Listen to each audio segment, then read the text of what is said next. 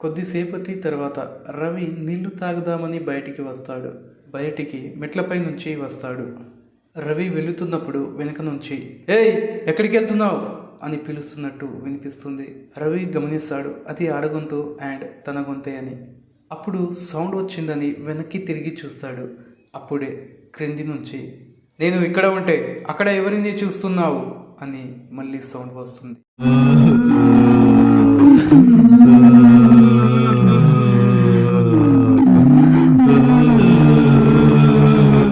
ఒక డాక్టర్ ఉంటాడు.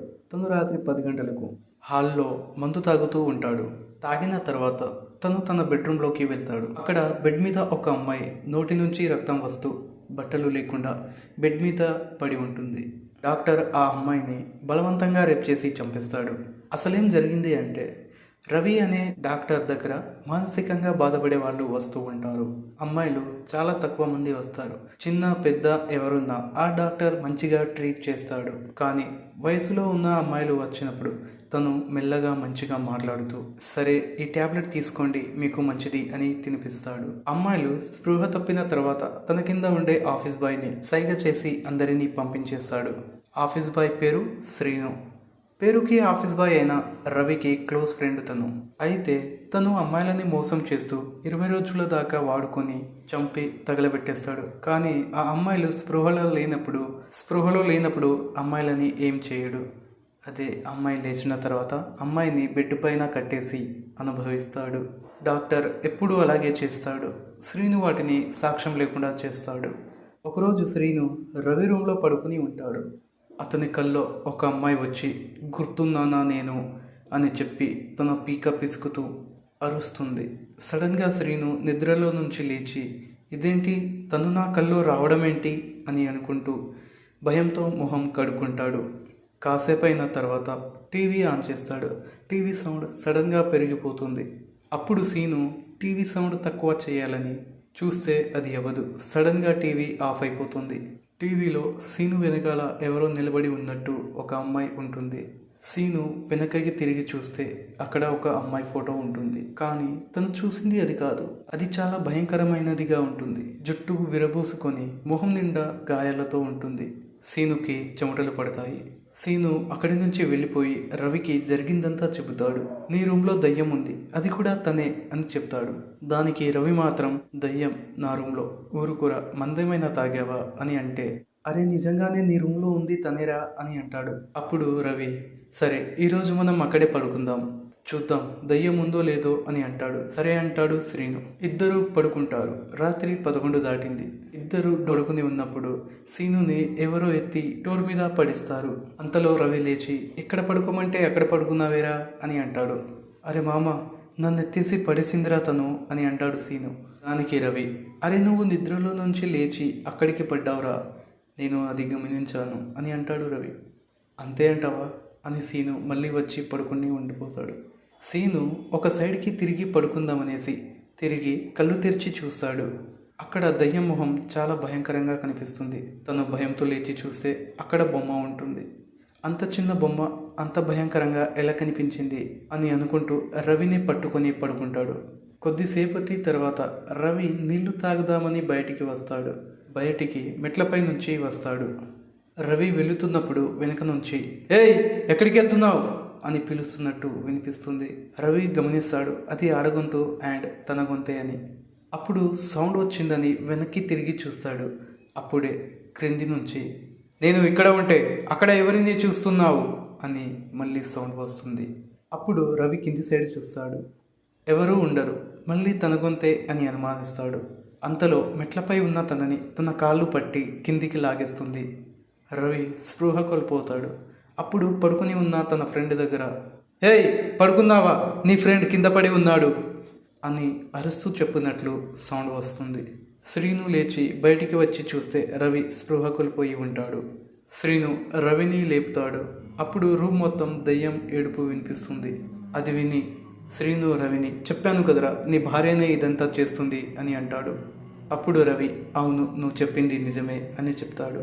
అసలు రవి భార్య వీళ్ళని ఎందుకు చంపుతుంది? ఆమె ఎలా చనిపోయింది తెలుసుకుందామా? రవి భార్య పేరు సంగీత. రవి ఇంకా సీను ముందు నుంచే ఫ్రెండ్స్ అయి ఉంటారు. వాళ్ళు అప్పటి నుంచే అమ్మాయిలని ట్రాప్ చేసి మోసం చేస్తూ ఉండేవాళ్ళు. ఇది తెలిసిన రవి వాళ్ళ నాన్న రవిని పెళ్లి చేస్తాడు. నీ వల్లే నా కొడుకు పాడయ్యాడని శ్రీనుని పంపించేస్తాడు రవి వాళ్ళ నాన్న. శ్రీనుని రవి వాళ్ళ నాన్న కొట్టించి దూరంగా పంపించేస్తాడు. కానీ శ్రీను మాత్రం చాలా కోపంలో ఉంటాడు. తన వల్ల రవి జీవితం బాలేదని వాళ్ళ నాన్న అనే మాటలకు శ్రీను తనలో పగ పెంచుకొని రవి కాపురాన్ని చెడగొడదామని కొన్ని రోజుల తర్వాత శ్రీను రవి ఉన్న చోటికి వెళ్తాడు. అక్కడ రవి భార్యని చూసిన శ్రీను ఇంతందం రవి ఒక్కడే అనుభవిస్తున్నాడా అని మనసులో అనుకొని శ్రీను రవిని వాళ్ళ నాన్న చేసిందంతా చెప్తాడు. అప్పుడు రవి సారీ మామ అని అనుకుంటూ ఇద్దరు మాట్లాడుకుంటూ ఉంటారు. ఇంతలో శ్రీను ఒక ముగ్గురు అమ్మాయిల ఫోటోలను చూపించి చాలా బాగున్నారు కదా, ఇలాంటి అమ్మాయిలని ఎంజాయ్ చేస్తే వేరు, కానీ నువ్వు ఒక్కదానితో ఉన్నావేంట్రా అని అంటాడు. నాకు అలాగే ఉందిరా, ఏం చేయాలి, బయటికి వెళ్ళలేకపోతున్నాను, ఇంకా వేరే వాళ్ళని ట్రై చేయలేకపోతున్నాను, ఒక్కదానితోనే ఇలా గడపాలి అంటే నా వల్ల కావట్లేదు అని రవి అంటాడు. నేను వచ్చేస్తానురా నీతోనే అని రవి అంటాడు. అప్పుడు సీను రవిని నీ భార్యని ఏం చేద్దాం మరి అని అంటాడు. అప్పుడు రవి సీనుని నీకు 1 అవర్ టైం ఇస్తా, నీ ఇష్టం అని చెప్పి పంపిస్తాడు. అప్పుడు సీను డ్రెస్ మార్చుకుంటూ ఉన్న సంగీత దగ్గరికి వెళ్ళి తనని బలవంతం చేయడానికి చేస్తాడు. అప్పుడు సంగీత హేయ్ ఎవరు నువ్వు, నన్ను వదులు అని అంటూ యావండి అని పిలుస్తుంది. అని అంటూ మెట్ల దగ్గరికి వచ్చి పడిపోతుంది. రవి దగ్గరికి వచ్చి యావండి వాడెవడో నన్ను బలవంతం చేస్తున్నాడు అని చెబితే సీను ఏమో వచ్చి లాగుతున్నా రవి మాత్రం ఎంజాయ్ మామా అని చెప్పగానే సంగీత షాక్ అయిపోతుంది. సంగీత షాక్ అయిపోయి ఏమీ చేయలేకపోతుంది. సంగీతను రూమ్లోకి తీసుకెళ్ళి తలుపులు వేసుకుంటాడు సీను. అప్పటికి కూడా సంగీత షాక్లోనే ఉంటుంది. సీను సంగీతను టచ్ చేయగానే ఒక్కసారిగా సీనుని కొడుతుంది. అప్పుడు సీను నన్నే కొడతావా అని చెప్పి సంగీతను చిత్రహింసలు చేసి కొట్టి బలవంతం చేయాలని చూస్తాడు. సంగీత తన నుంచి తప్పించుకోవాలని అనుకుని తనను నూకేసి బయటికి వస్తే సీను తన చీర లాగేస్తాడు. మళ్ళీ సీను వచ్చి సంగీత మొహాన్ని పూర్తిగా గాయాలతో చేస్తాడు. సంగీత మెట్లపై నుంచి కిందకి పడి చనిపోతుంది. అప్పుడు సీను రవితో మొండిదిరా నీ భార్య దక్కలేదు నాకు అని చెప్పి ఇద్దరు సమాధి చేస్తారు సంగీతను.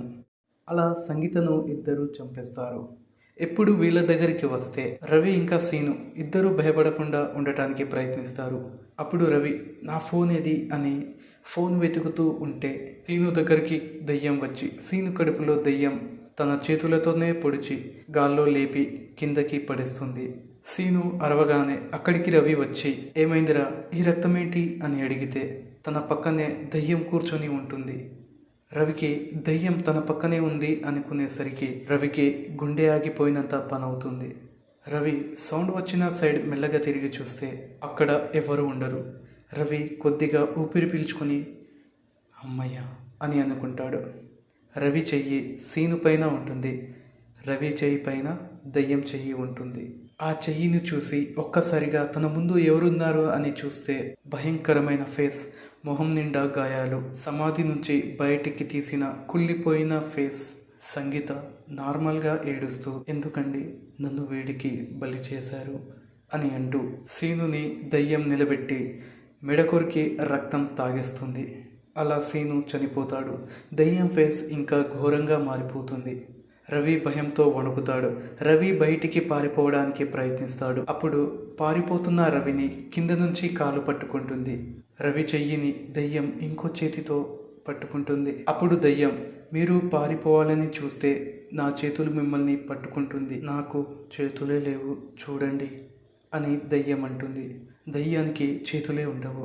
రవి కాళ్ళను ఒక చెయ్యి, చేతులను ఇంకో చెయ్యి పట్టుకుని ఉంటుంది.